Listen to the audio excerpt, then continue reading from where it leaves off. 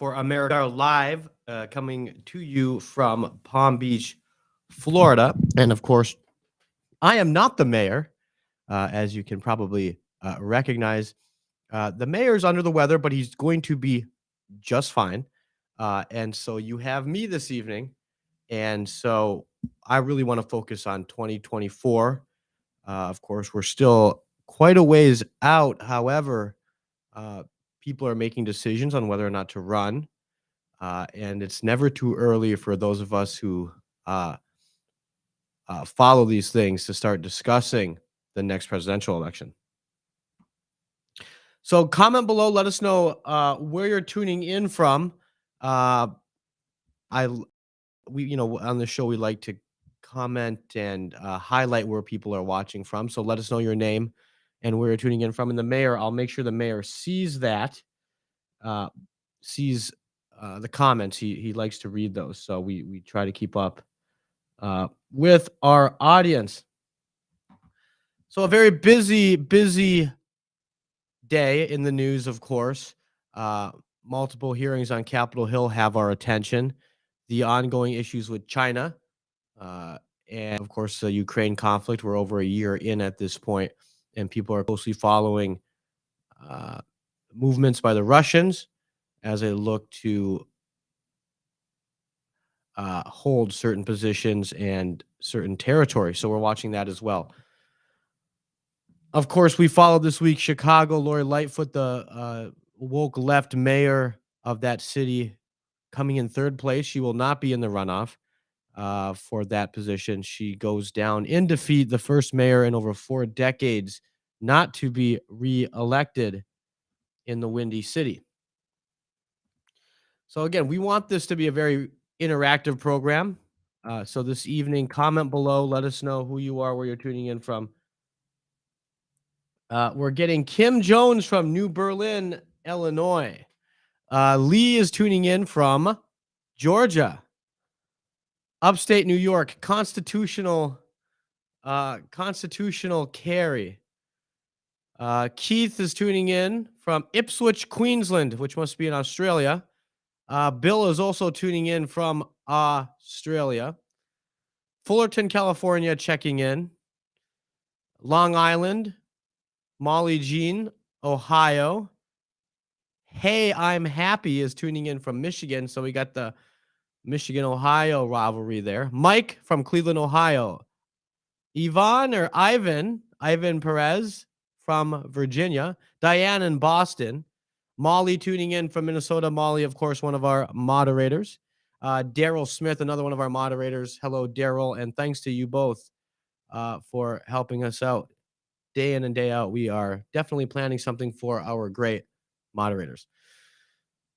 Susan Carter says, get well, Mayor. Good guy, keeping us updated. Bless you. From Memphis, Tennessee, Suzanne in Memphis. We love Memphis. Maybe some of the best barbecue in America.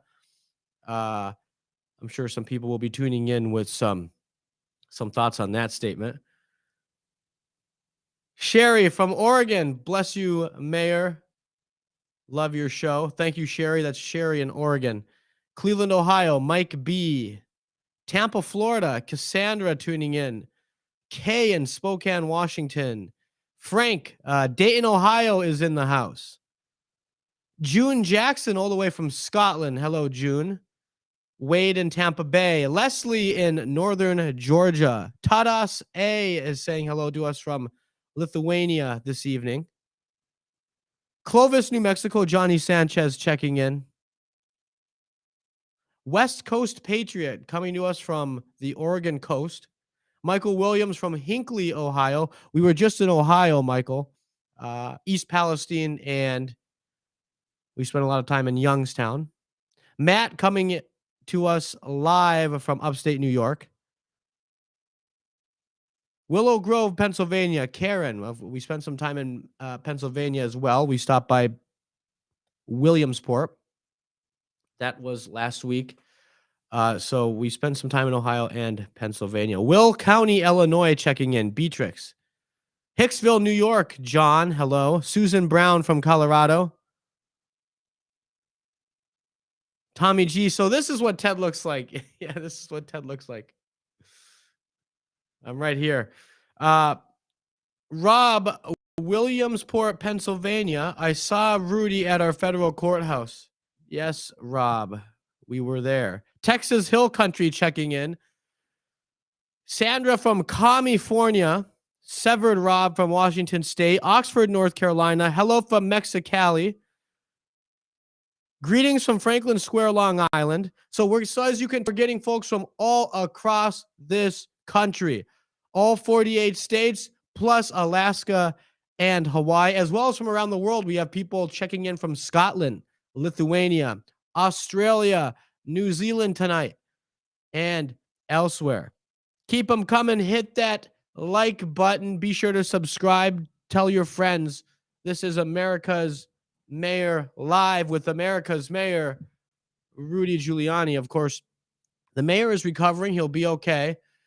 You will see him again very soon. But we want to make sure that we're staying on the air and keeping consistent, as we all know. That's very key to a successful program. And many of you have now been with us for all 94 episodes. We're quickly coming up to our big 100th episode of America's Mayor Live, something we have just started in late October, right? Meeting with the mayor. He has so much to say, and with all of his experience as the prosecutor for the Southern District of New York, as number 3 at the Justice Department under President Reagan, right? As a former very successful mayor of America's largest city, New York City, where he cleaned up the streets, brought down crime, comforted the nation and the world following the terrorist attacks of September 11th. And ever since then, the work he's done around the world to protect freedom, further the cause of liberty, and help people. He's helped people all around this world in countries far and wide. Mayor Giuliani has dedicated his life to serving others. He's a consummate public servant, and he's at a stage in his life where he can share this wisdom, knowledge, everything he's learned over the course of a very successful career as a lawyer, as a public servant, as a consultant. He has so much to offer and so much to say. And so we wanted to give him that platform, which he's built himself through his social media channels, and kind of share what he has to say on a variety of topics, right? Of course, politics. We're always talking politics, but life in general, right? This is a man who's conducted himself in a manner in which, he can be proud. He can look back and be proud at what he's done in his professional career, but also what he's done for other people. And there's just countless stories when it comes to Mayor Giuliani. So look, I could go on and on about the mayor. Many of you know these things about him. A big reason you've been with us for all this time.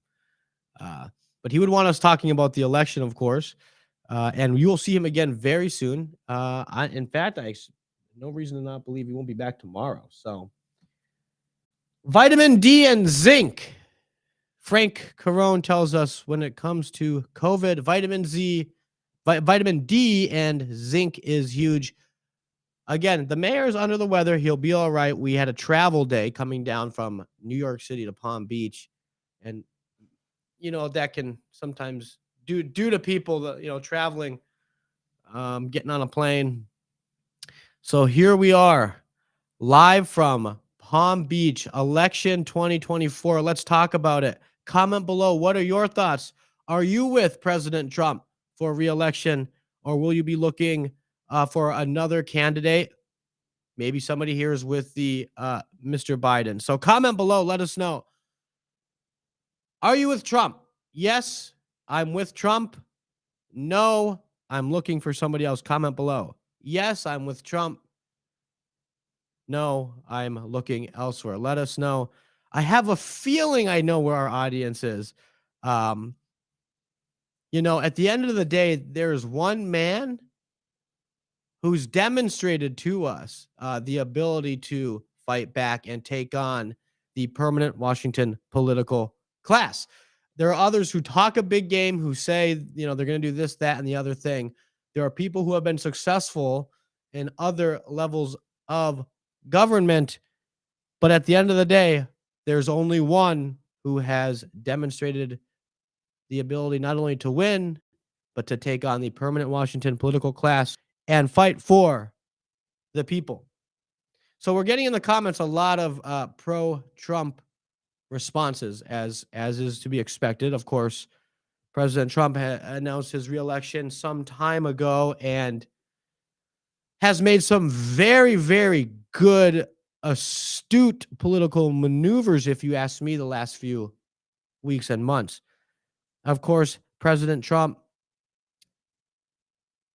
went to East Palestine, Ohio, where that just tragic, tragic train derailment has impacted the lives of thousands of good people, Americans, in the heartland. And when so many in Washington ignored them, focused on other things, wanted to make sure the people of Ukraine had what they needed before the people of America had what they needed, um, President Trump kept the focus on East Palestine. He himself ensured that the government would not, and the media wouldn't ignore them. So he went there. He went to East Palestine and met with the people on the ground. He met with the local mayor, Trent Conaway. He met with officials who were doing the cleanup, local residents. He purchased McDonald's for first responders and rescue workers. And by all accounts, they were just over the moon, excited and happy to be with their president, someone that so many of us look up to, not just for his success in business, his success as a public servant, but for the way he's able to take on all of the incoming, right? The nonstop attacks. They're relentless. They come after this man day in and day out, with lies, innuendo, mistruths, just completely fabricated stories to their core about President Trump, who he is as a man, his values, and they can't help themselves. They lie about this man day in and day out. They attempt to demean him, and he powers through all of it. I don't know that any of us have ever seen somebody who has taken this much heat from the permanent Washington political class, big tech, the Democrat Party, and frankly, a lot of Republicans over the years, right?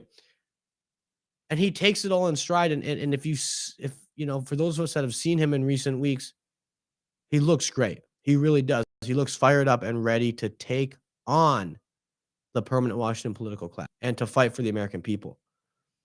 I can tell you by firsthand account, he's ready to do this. I haven't seen him look so energized and full of life, and I'm telling you, he's raring to go. And so we know, those of us that know, um, there's something very special about this man, and there will be others, right? There will be others in the future, but right now, when it really comes down to it, when we have the situation with China heating up, when our infrastructure here at home is crumbling in places like East Palestine, who do you trust to represent the American people and to restore us back to glory on the global stage? Here at home in places like East Palestine, who do you trust to look out for the American people, to look out for us and our interests? Not unelected bureaucrats, not these politicians in Washington, or special interests that they don't care about us in Michigan, Ohio. What we need is somebody like President Trump who will fight for the American people and against the permanent Washington political class. And many of us know that President Trump's willing to fight back. Some of these guys and some of these women who are running, they'll say the right things, right? They will say the right things that you want to hear. Oh, great, they're saying it. But will they follow through? When the heat really gets turned up, right? Who's gonna stick it? Who's gonna stick with it? And who's gonna fold? And we've seen time and time again throughout history People that have said the right things and a lot of high hopes, right? But when they get into office, like so many before them, they fold. They sell out. President Trump's never sold out. He's never even come close to selling out. And that's why they continue to attack him. That's why they are relentless in their lies. And not only about Trump, but as we all know, they go after his supporters. They've tried to paint the whole movement as somehow anti-democratic, right? Like the January 6th nonsense, right? The lies about the insurrection. What does that what is the purpose in doing that? Well, the purpose in doing that is to turn you and me into terrorists, to make it untenable to even support this man. And unfortunately, they've gotten to some, right? We all have that friend who, well, yeah, I like Trump. I love Trump. He's great. Trump's the best. But I'm sick and tired of being called a racist by my friends at school or my coworkers. So maybe we can find somebody else where, I don't have to be so quiet about my support. And that's how they get to us, right? They try and make it untenable to support him in polite society. And in that way, they can tear away to support. And you see it working a little bit. It's not going to work for them, but you see it working a little, right? They've been able to get to a few people. It's incumbent on the rest of us to hold our ground, to be confident in what we believe in, to know it's right, and to fight back. I support President Trump. I don't think that's a surprise to many of you and to many of my friends. I make sure that I'm very vocal about that support because I want, we have to show others that it's okay and that you can support President Trump and that doesn't make you a racist at all. If anything, it means you love your country and you care about your fellow Americans, right? We're not I don't see it's interesting, right? But even when Obama was president and now with Biden as president, I see somebody which I've never once seen a Build Back Better hat, right? I've never once seen somebody in a Joe Biden hat, but if I did, I wouldn't attack the person, right? I wouldn't get in their face and start screaming like they do to us. Guys, I wear my Trump hat wherever I go. I go out of my way to wear it, right? Whether it's in Washington, D.C., New York City, Florida, everywhere. And what do they, right? You get a lot of, I'll tell you what, you get a lot of thumbs up, right? You get a lot of people who will they give you a little thumbs up and, real quiet. But what do every once in a while you'll get someone all crazy, right? They're in your and they can't help themselves and they get really upset and it's interesting. We don't do that to them, right? I mean, if you want to have a discussion, if I see someone that supports Biden, I have a lot of questions, but I'm not, I don't go into like this fit of rage like it's frankly, it's crazy. But again, it's part of what, it's part of their strategy, right? It's not just to attack Trump and his character, but it's to really attack people who support him. And so January 6th, right? Saying things about, Trump is courting white nationalists. Trump is courting this group and that group. It's their way of saying, look, you better don't even think about supporting Trump publicly, because if you do, at first you were a misogynist, right? First of all, you were anti-women, and then you were racist, right? Yeah, you were racist, and then it got to the point where, oh, you're a threat to democracy and the American way of life, right? With January 6th, that's what their whole thing was. They wanted to turn the whole movement into into this untenable, anti-democratic, which is crazy, right? Because of course the America First movement is just that. It is a movement to put our country first and our people first. The American people, which by the way, we're a very diverse group of people. They like to call us white nationalists, or somehow, nationalism is this horrible thing. Being American, you can come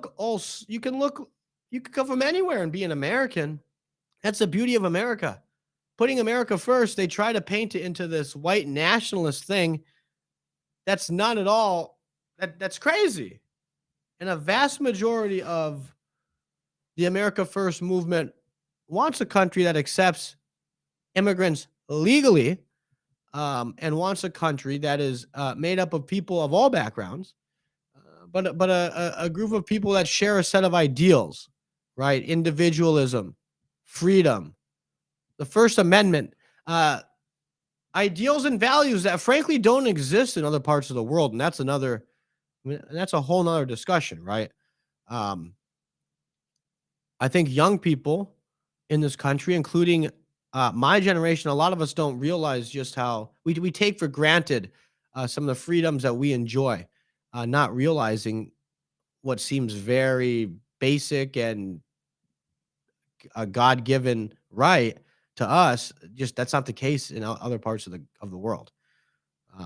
So, of course, that brings us back to education and the importance of education and educating our youth. So, I'm going to read some of the comments here. See what people are saying. The left will continue to call us racist and white supremacists, even if Trump isn't in the White House. That's a very good point, Molly. That's true, right? They will. They'll continue to demonize us and call us all sorts of things, whether or not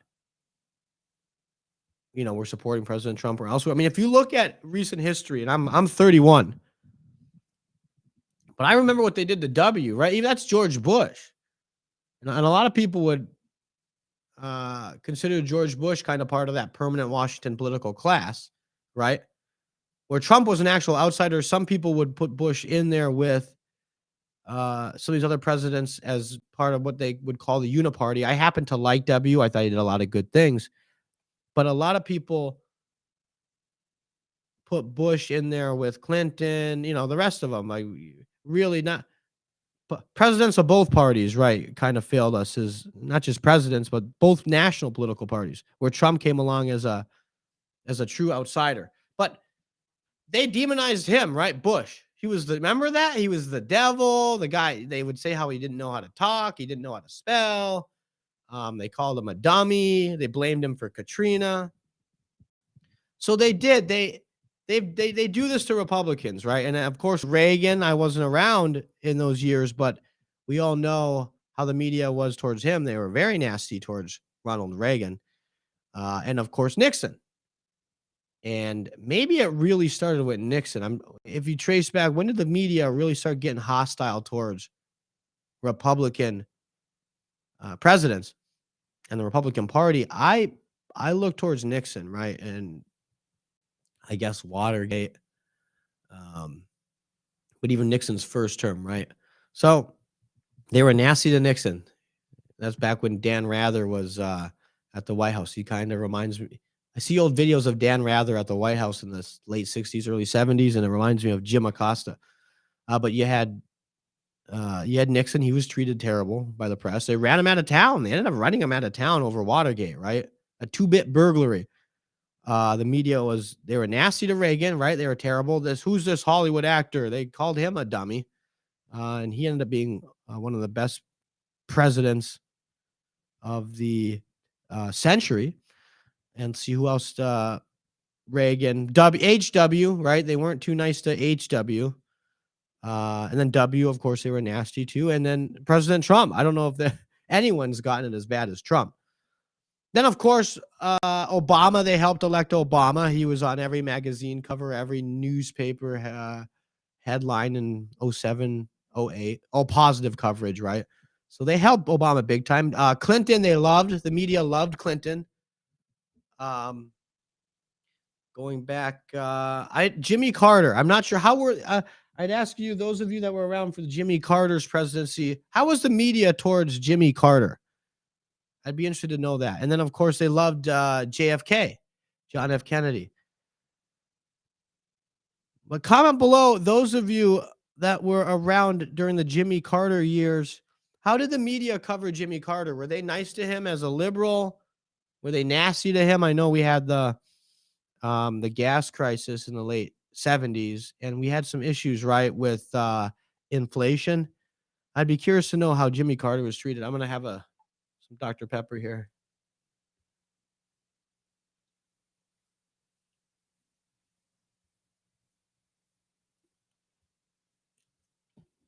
So let's see the comments and see if anyone's got some feedback on Jimmy Carter. I didn't pay attention to politics back then. Daryl Smith says toss up.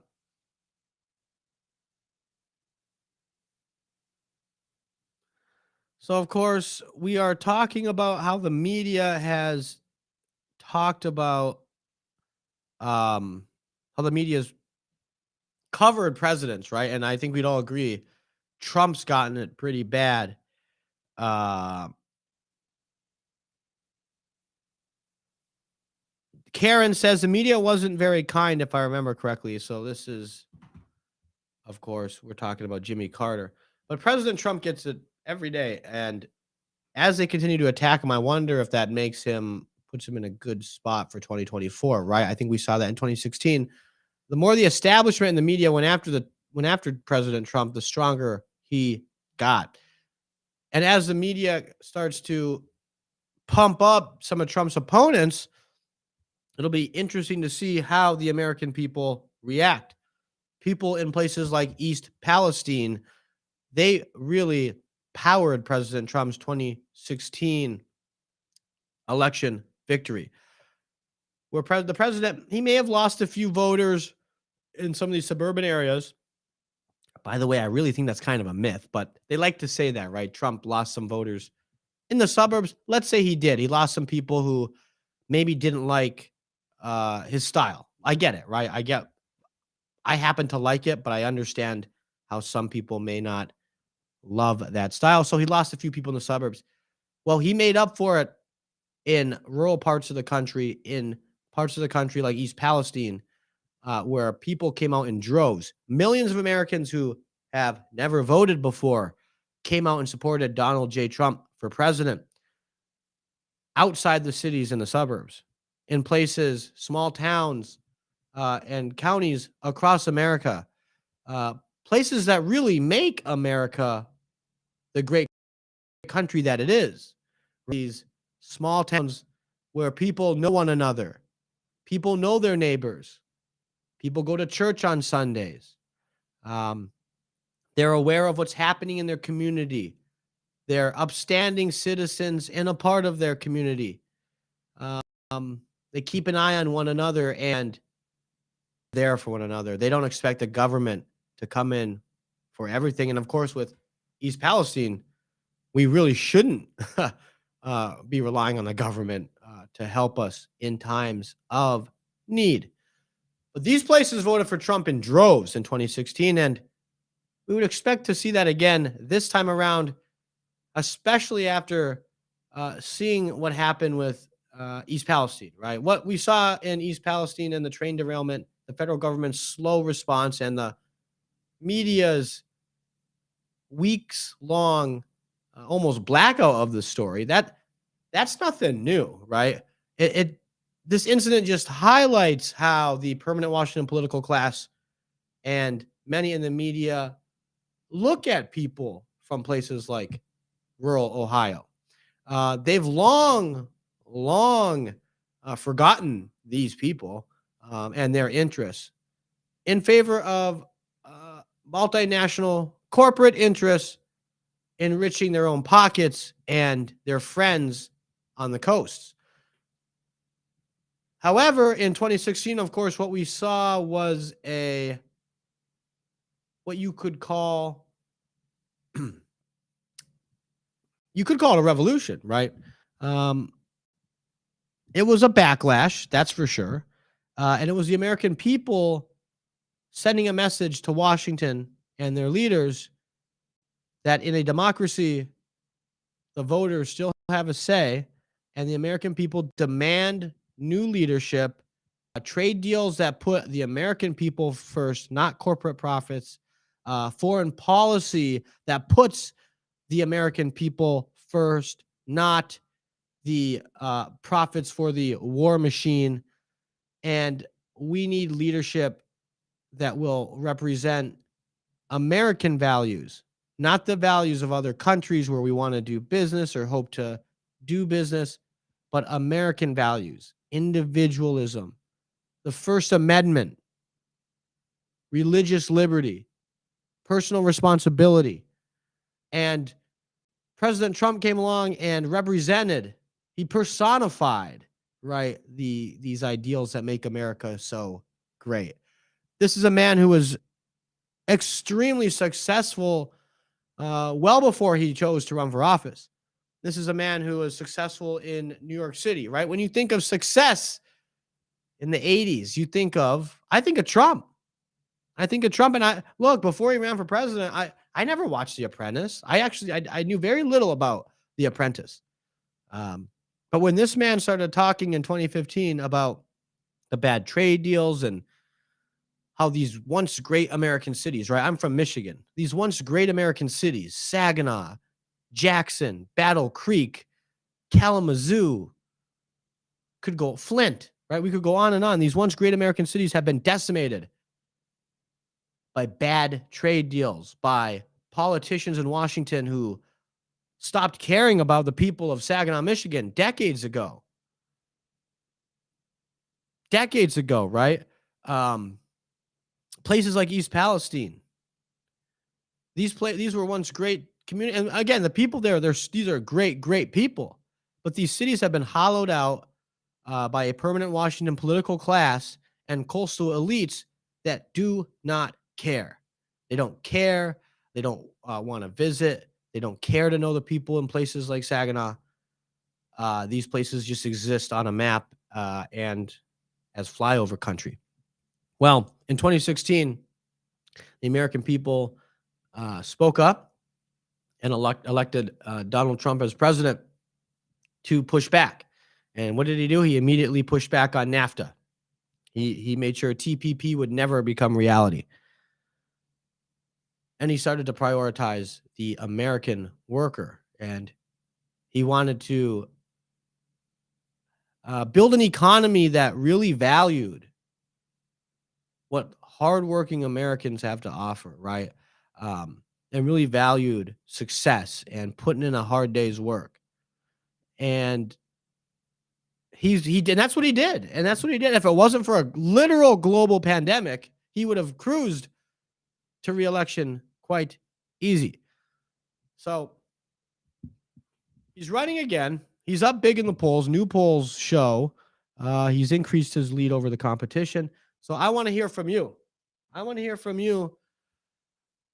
What do we think about 2024? Look, on the Republican side, I know our audience here. I just happen to also feel that Trump's gonna run away with this thing. I truly feel that in the Republican primary. We all know there's one person who everyone's waiting to get in, and that's fine. And I just don't see how you have the 2016 presidential election will go down in history as maybe the greatest upset in presidential history, right? And I get it. It's tough to really measure that going back to some of these early elections in the early 1800s. And but I challenge you to find a more an upset like the one we saw. He really was an outsider to the permanent Washington political class. And he's running again. He's got a very loyal base of support. And this despite the nonstop attacks. Isn't it fascinating that he has maybe built one of the greatest political movements in the history of this country, despite, right, the attacks and the nonstop lies and mistruths. And compare that, for example, to Obama, right? Obama also had a lot of support and people liked him in some areas. But he had the support of the media and every magazine cover back in 2006, 2007, 2008, and all the newspapers and the networks. The guy was kind of handed to him. Meanwhile, I mean, where did this guy come from? Meanwhile, President Trump, again, he built his own reputation as a successful businessman, not just a successful businessman, but maybe the ultimate greatest entertainer of all time, right? Uh, when you think of Trump, you think of the most successful reality television show maybe in the history of TV with The Apprentice. Maybe the greatest book outside of the Bible, and outside of Mayor Giuliani's book on leadership, The Art of the Deal, right? Maybe one of the greatest books ever written. Um, he's in countless television shows, right? You see Trump, he has guest appearances and this and that. He's done so much, right? He dabbled in football. He loves football and baseball, business, air. He had his own airline, Trump Steaks, some of the greatest restaurants in the world. One of the best steaks I ever had was at Trump International Hotel in Washington. By the way, a great hotel, and what a shame that we still don't have the Trump Hotel in Washington D.C. What they did there, they made you feel welcome. They made every guest feel welcome. Didn't matter who you were, what you looked like. You could have been a couple on vacation from Peoria, Illinois, or you could have been, a businessman from New York City. Whoever you were, you walked in the Trump Hotel, they made you feel welcome. I was in there so many times. And what a great hotel, but the best steak, maybe the best steak I've ever had. I mean, and that was at Trump, BLT Prime, I believe was the name of it I just called it Trump, right? I just called it Trump. Let's go to Trump tonight. When I was in Washington, D.C., we'd go hang out at Trump's hotel, but really the best, right? The best service, the best people. And that sort of thing starts at the top. So, the best steak I've maybe ever had was at a Trump restaurant. The best hotel stay I've had definitely was at a Trump property. For those of you that have been to Mar-a-Lago, if you ever get the chance, again, I'm not the biggest club guy, but when it comes to clubs, Mar-a-Lago is maybe the best club you could visit. And again, they make you feel so welcome no matter who you are. Chicago is also a very nice hotel, and I believe that won an award recently. But again, we're talking about a man who has built a life of success, right? It's not all just made up by the media, like some. So that's interesting. So comment below, what is your favorite Trump property?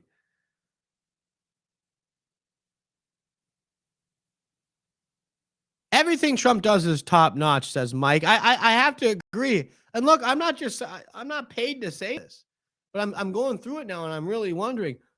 Best hotel, Trump International in Washington D.C. was great. Trump in Chicago also fantastic, top notch. Those are the two I have a lot of experience with. Trump Doral. I would say the best golf course, right? The one in Palm Beach is nice. Look, the guy just knows what he's doing, right? And it's translated in business, hospitality, TV, books, and when he was president, leadership. He understands what it takes to be a leader and to get the most out of people. So comment below, let us know who you are and where you're tuning in from. Marcy says was just at Trump Vegas this last week. Same thing there. Always love staying there. Everyone is great. Trump Shuttle. Somebody remembers Trump Shuttle. Trump Tower. I see Trump Tower every day in New York City. It's one of the best. I would agree with that. So comment below. Again, we're with you here. We're running extra time. Of course, the mayor is recovering. He'll be just fine. We'll have him back hopefully by tomorrow. So we're coming to you live, kind of a nice setup here. Very basic setup. You can see the walls here. But comment below what you'd like to see from us as we approach our 100th episode. Wow. We are coming up on 100, and it's been quite the ride. We really enjoy being with all of you each and every night.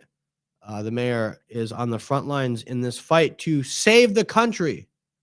And as we approach the 2024 election, This will be your place for politics, for the campaign. As you know, you'll never know who will call in, tune in. We've heard from the president, of course. President Trump's called in. We've had the president of the Yankees on here. And many of you have gotten to know some of our guests and our repeat guests, whether it's Christina Bobb, who's, of course, a lawyer for President Trump, Krisha Lenzo of Harvard University, very involved in the tech industry. She's a good friend of the show. Of course, Justine Murray, a lot of you see, she works with Newsmax. We had Newsmax owner Chris Ruddy on for an episode. And of course, we even did some sports with Denny McLain. If you go back to a few weeks ago, we had Denny McLain, who's the last 30-game winner for Major League Baseball, the great Detroit Tiger pitcher.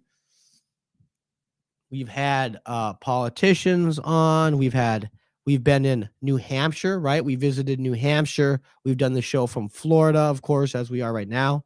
We've done the show from Ohio, obviously New York City, Michigan. Have we done it in Michigan?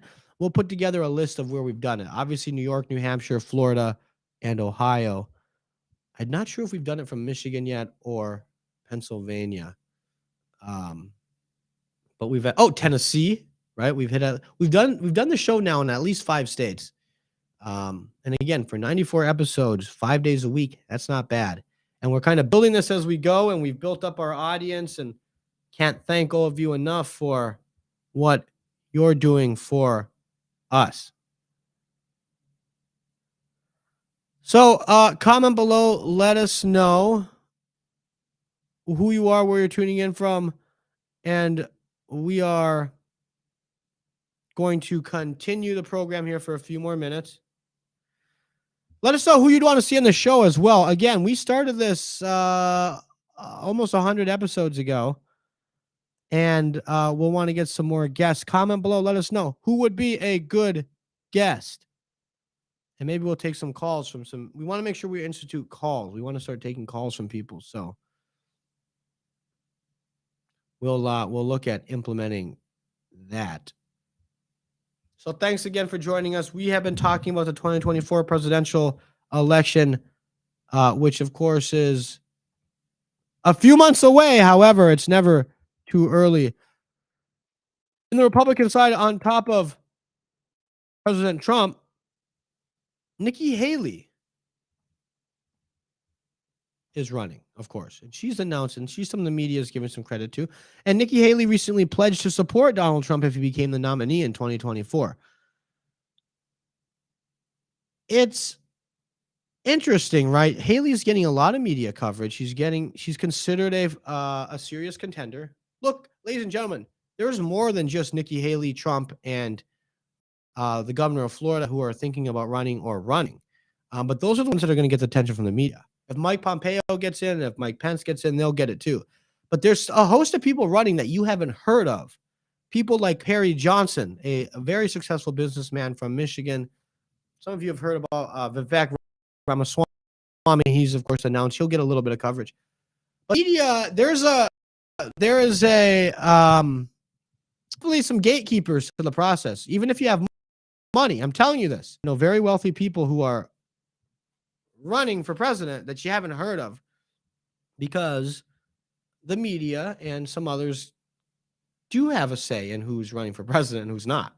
And Nikki Haley, they've decided, is a serious contender. So she'll see her on all the shows, right? We see her on Fox all the time. They talk about her on CNN.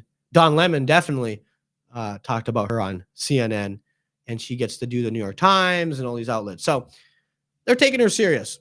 They have, of course, there's a mini blackout on Trump, despite him delivering the best ratings for any of these outlets. Their marching orders are to ensure this man doesn't win the presidency. So he'll be blacked out, but you'll see the media covering Nikki Haley quite a bit. Mike Pence will get a lot of coverage, right? Especially where they can get Pence to say something negative on Trump. And of course, the governor of Florida, if he and when he gets into the race, the media will be all over him. So it'll be interesting to see this day and age with social media, the way many of you are watching our program tonight, right? every election cycle, it becomes less and less relevant or important to you know to make sure you're in good with the big networks, NBC, CBS, ABC, and more important that you have a robust social media presence. And there's just a lot of ways now, right? There's a lot of ways to reach one another. So President Trump, of course, has such a loyal following, and his people have been at this now for 7 years. So don't underestimate the power of President Trump's individual supporters and what they're willing to do to get others out, right? Um, some of these campaigns, they tend to get top heavy, especially these people that end up being kind of the flavor of the month, or every month, right? You'll hear of Nikki Haley's right now. She's still kind of the uh I don't want to look. She's polling at 7%, which is higher than I'd ever think. Um, I think she is gunning for a vice presidential spot. I think she has a shot at that too, actually. And of course, her and President Trump are saying very kind things about one another. So I do think what Nikki Haley's doing is positioning herself to be a vice presidential nominee. And I don't mean that. Look, she's also one of, if in some crazy world, let's say, where President Trump isn't factored in here, I do feel that Nikki Haley would have a shot, right? She's one of those people that, yeah, she's not polling too well, but there's something there, right? Something could take off. And the media is certainly going to help her with that, right? The media is promoting her as a serious candidate where, again, they get to decide. They have there are some gatekeepers in this process. It's not just about having money. I know people with a lot of money who would not be able to get the media attention, right? So we'll see what happens. And of course, with Vivek Ramaswamy in this race and others, it will be interesting to kind of follow. Again, I am going to go ahead and say I think President Trump has a lock on the GOP primary. But it's always interesting to follow kind of what's going on with the rest of the pack, for vice presidential reasons, for reasons where for the next cycle, the next presidential cycle post a second President Trump term, if we're unable to, some of these guys and these women who are unable to be successful here are definitely positioning for the future. And of course, some of these individuals are running for president because it's keeps their name in the news, right? It's free earned media. You get to do a book, you get to go on the Sunday shows, you get to opine on the big issues of the day. And a lot of these folks, they like that, right? They want to be a part of the discussion.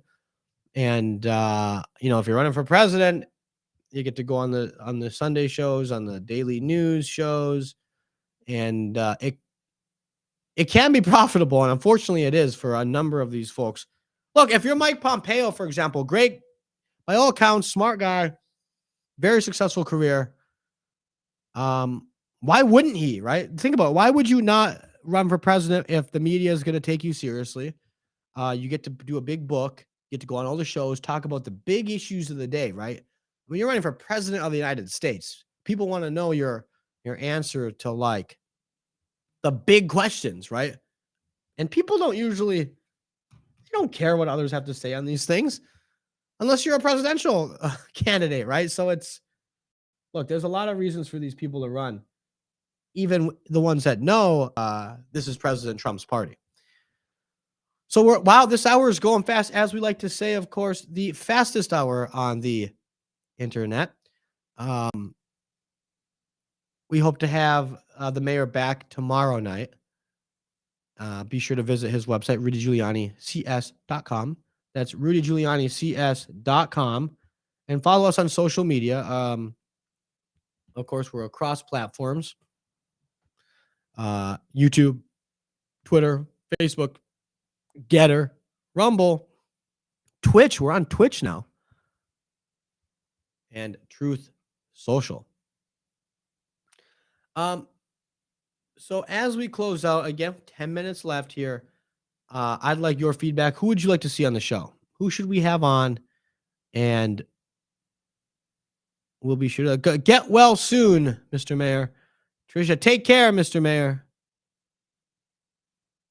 Rob says, happily voted for Mike Pompeo. Rob from Secaucus. Hi, Ted. You did a good job tonight for the show. Well, thank you, Rob. That's a lot. And Rob has earned himself. Rob is always commenting, and especially when I'm doing the show myself, right? I don't get to see. It's hard to follow these comments. But Rob's always putting some good comments together. Rob from Secaucus, Donald Trump and Rudy Giuliani on an upcoming show together. I bet the chemistry would be made for video. That's right, Rob. Rob, you can check us out. We have the video posted, both the live show, but also the shortened video of just the interview between the president and the mayor. Right, a few weeks ago, he called in right on our live show, and we definitely did the call, so that was interesting. Bernie Carrick. People want to see Bernie Carrick on the show. Yes, we'd love to get Bernie. Let's do it. Good job, Ted. Salvatore La Scala. Well, thank you, Salvatore. That means a lot. It was so fun when DJT called in. It certainly was, FG. And we want to keep the guests coming. Look, the show is still in its infancy. We're still building it out, and we're excited for where it's headed. We really are, and we're doing it together. So we're excited. Everyone's excited, and we are just so happy to be a part of your life. Whether you watch us live, catch us later on, we're constantly looking for ways to make the show better, to improve it. Look, one thing we want to do is find a way to make this where it's a good live show, but also something that you can, watch throughout the day, right? And I think a big part of that, of course, and the mayor has a lot to say, right? But having maybe like a monologue, a 20-minute opener, something that, that's basically what the mayor does already. So let us know. Just comment below what would enhance the show, right? We're constantly looking for ways to improve. It's so important, right? Especially right now with what we're doing. Kismet, really have to go to bed. I'm dropping down. So those of you that are used to watching us, of course, we're usually on 8 to 9, and tonight we're doing the full hour, but we're running over. So again, it is later than usual for those of you watching live. For those of you that are going to check us out and this episode out at another time, it'll be the usual 1 hour length, and you won't even know. It won't matter what time this aired live. But we really enjoy this. The mayor really wants to be in tune with you guys, and he loves to stay in touch, and he reads. Okay, we have a mod that is out of control. Okay, David, guys, I'll have to figure this out after the show.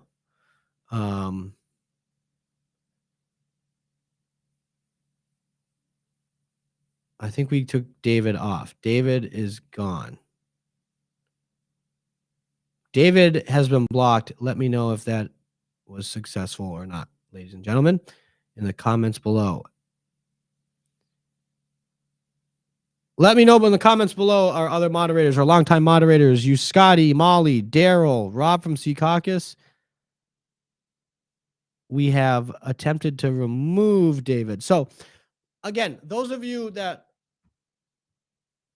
we're just down to 5 minutes. Those of you that enjoy this program, please tune in every day, 8 to 9 p.m. Eastern on social media, America's Mayor Live. Of course, you can also catch the mayor 3 to 4 p.m. Eastern on the radio, WABC Radio New York. That show is also syndicated in markets across the country, but you can listen at wabcradio.com, and you can catch him live Monday through Friday, 3 to 4 p.m. on WABC Radio. And then in the evenings, 8 to 9 p.m., America is Mayor Live, his live stream on Sunday mornings, Uncovering the Truth with Dr. Maria. That is 10 to 11 a.m. on Sunday mornings. And of course, the Mayor's podcast on rudygiulianics.com. Be sure to check those out. And we'll continue to cover, of course, election 2024 here on America's Mayor Live. Again, the Republican field as of now, President Trump has announced, Nikki Haley has announced, a man named Perry Johnson is in the race. So look up Perry Johnson. He's a businessman from Michigan who is spending money in Iowa and New Hampshire as we speak. And of course, Vivek Ramaswamy is in the race. We are awaiting, of course, to see what the governor of Florida does and whether or not he enters the race. Mike Pompeo is considering a run. Mike Pence, the former vice president, has indicated to folks that he may run for president himself. And then, of course, there's a whole host of others that we're just not sure yet, but we could see get involved. Somebody like Tulsi Gabbard, whether it's for president or as a vice presidential nominee. And there's even names like Glenn Youngkin that are being mentioned.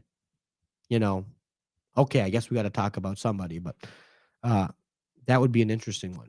That's Glenn Youngkin, the governor of Virginia, who won big in 2021.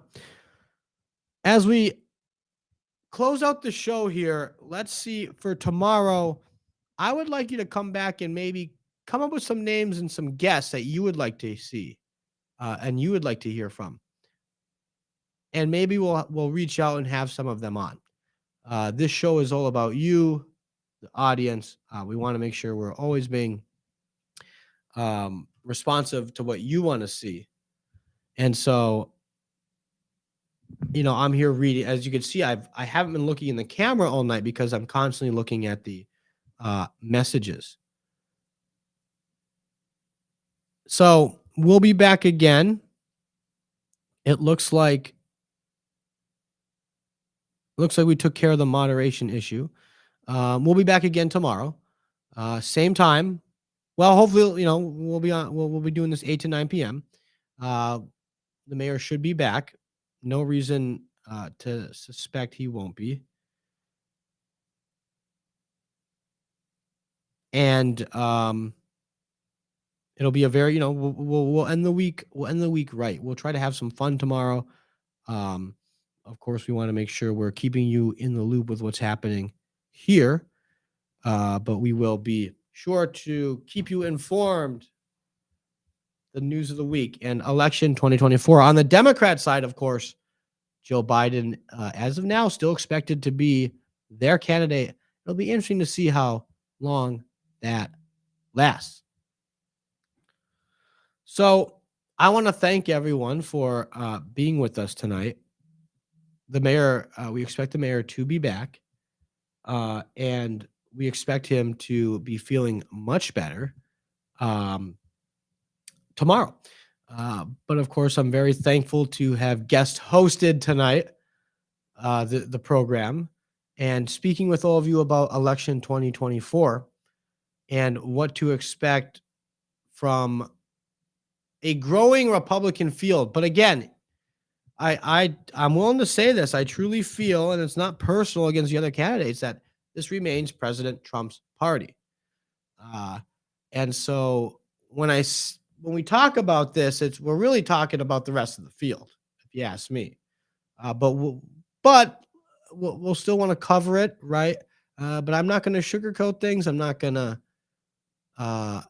As of right now, my gut tells me this is President Trump's nomination to lose, and I don't see how he doesn't run away with it, quite frankly, despite the media's attacks and nonstop lies about Trump, and they're going to elevate some of his competitors.